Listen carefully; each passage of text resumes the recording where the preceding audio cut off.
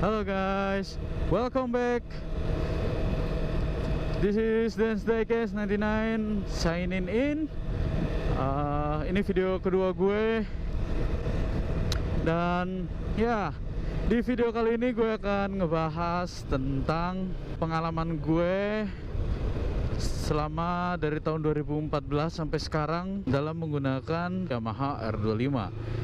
Jadi gue akan sedikit mereview dan ngebahas tentang pengalaman-pengalaman gue dalam mengendarai motor ini secara harian menembus jalannya ibu kota.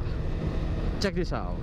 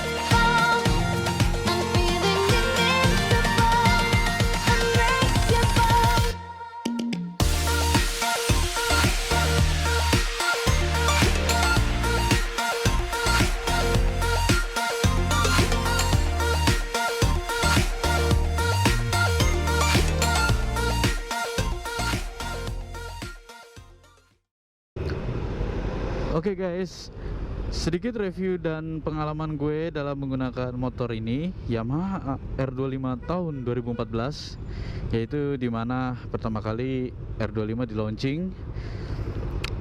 Pada saat itu kenapa gue milih R25? Karena gue melihat dari 3 faktor dulu.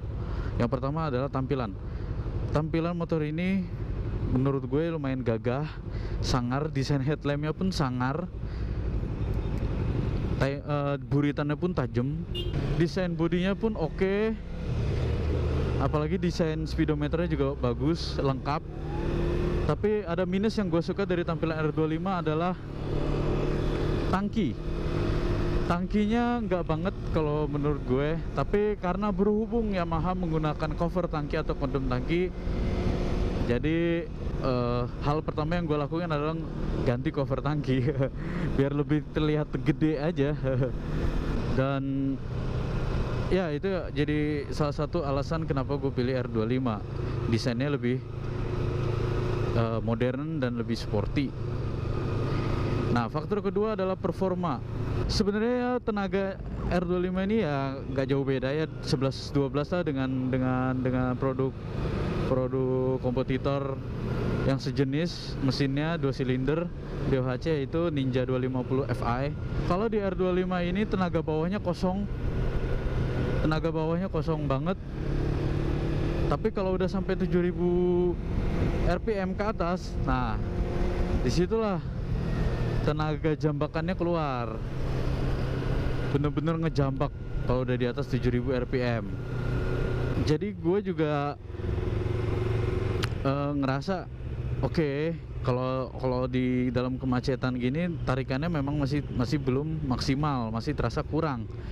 Dan kalau udah digas sampai 7000 RPM, nah disitulah tenaga mesinnya bener-bener keluar, itu bener-bener ngejambak. Nah, untuk masalah performa ada beberapa part yang gue upgrade, yaitu knalpot.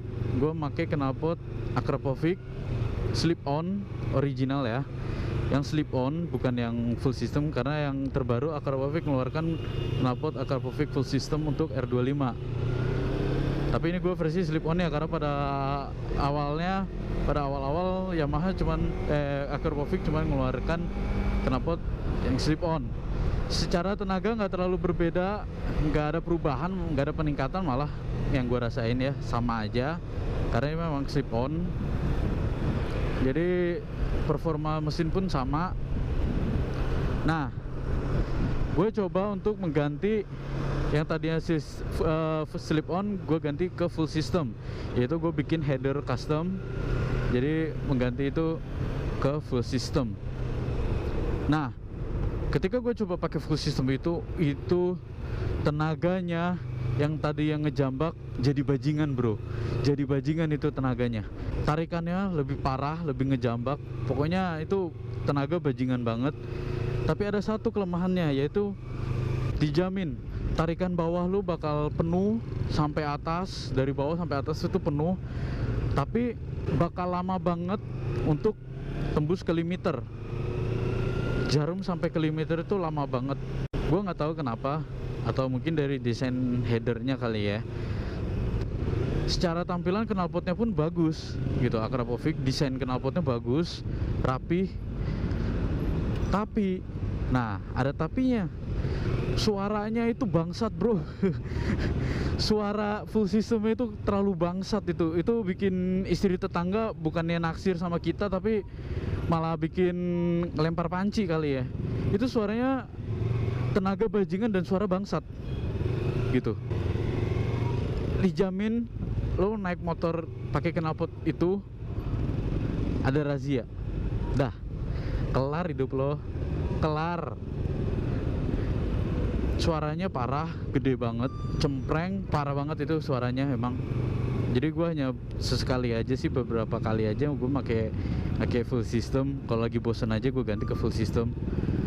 Nah tapi suaranya yang mungkin nggak cocok untuk telinga polisi. Nah kemudian poin ketiga adalah handling. Nah di sini nih rajanya Yamaha, handlingnya keren, enak, cakep, enak, nyaman, riding posisinya dan distribusi bobotnya pun diklaim Yamaha dengan perbandingan 50/50, depan dengan belakang. Titik beratnya ada di tengah motor dan itu bener-bener berasa banget, enak banget. Kalau ngeliuk motor, bobot motor pun enteng, nggak kerasa berat, jadi kayak ya ringan banget, jadi ngeliuk enak gitu ya. Makanya gue ganti nih, clip onnya masih di atas segitiga. Posisi barnya itu sebenarnya di bawah, ya bisa dibilang jadinya kayak posisi under yoke, stang under yoke. Jadi bener-bener racing, bener-bener nunduk posisi ridingnya, mengorbankan kelincahan motor. Jadinya motor susah nikungnya kalau belok patah ya, karena emang ini posisinya ridingnya, posisi beloknya agak nunduk gitu. Nah jadi gue udah nyebutin nih alasan gue dari 3 poin utama, yaitu tampilan, performa, dan handling. Nah Adapun beberapa pengalaman yang pernah gue alamin selama gue naik motor ini adalah, ya pada waktu itu sih banyak banget ya kasus. Kalau bagi pengguna R25 mungkin udah tahu kasus bearing kopling yang pecah. Nah, bearing kopling pecah ini di dalam, nah itu bisa bikin ya repot lah, bisa takutnya ngerusak mesin, terus ya tentunya mesin nggak bisa jalan. Jadi ketika gue dengar banyak hal itu, gue ganti langsung ke ganti bearing kopling yang aftermarket lah, bearing kopling yang bukan standar.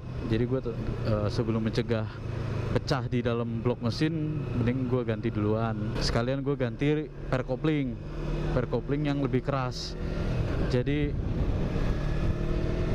kopling pun lebih gigit daripada originalnya. Nah, terus gue pernah ngalamin error 46 nih di bidang kelistrikan itu.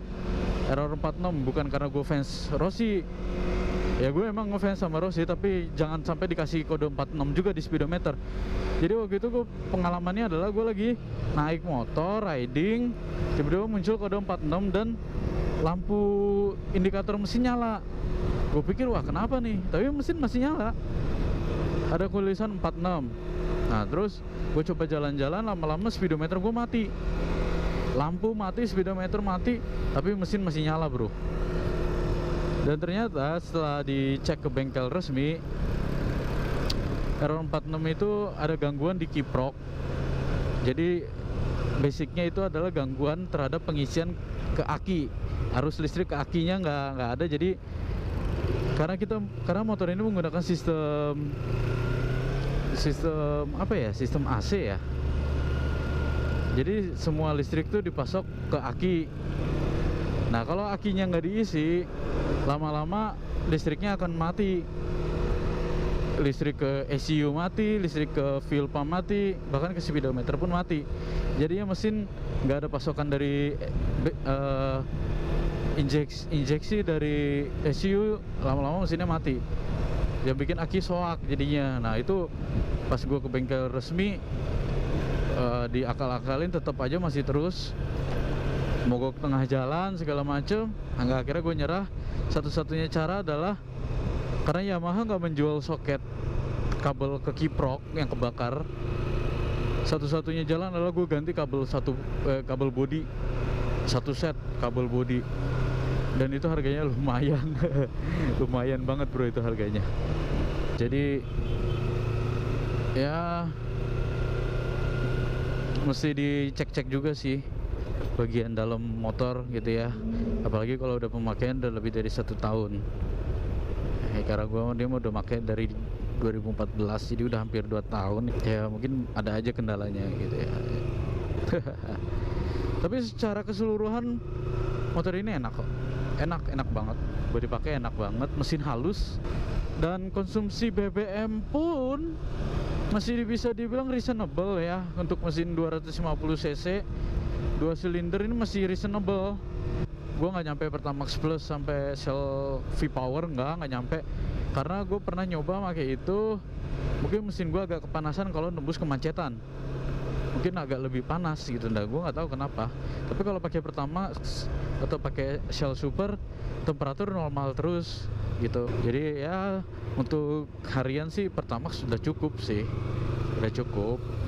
Di dompet juga udah cukup ya. Jadi ya gue udah nge-review nih dan sering-sering pengalaman gue naik motor ini ya, hampir 2 tahun. Dan ya so far so good. Motor ini enak, motor ini jinak, enak deh pokoknya, nggak terlalu gimana-gimana. Dan beberapa kelemahan pun juga bisa diakalin. Itu dulu review dan sharing pengalaman gue tentang Yamaha R25.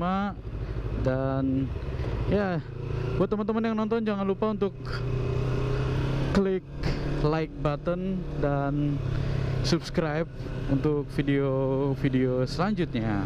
Jangan lupa komen kalau ada kritikan ataupun pendapat-pendapat dari teman-teman di kolom komen di bawah. Dan ya sekian review dan sharing pengalaman gue di video kedua gue Dan this is the DKS99 signing out. See you on the next video and goodbye. Dadah.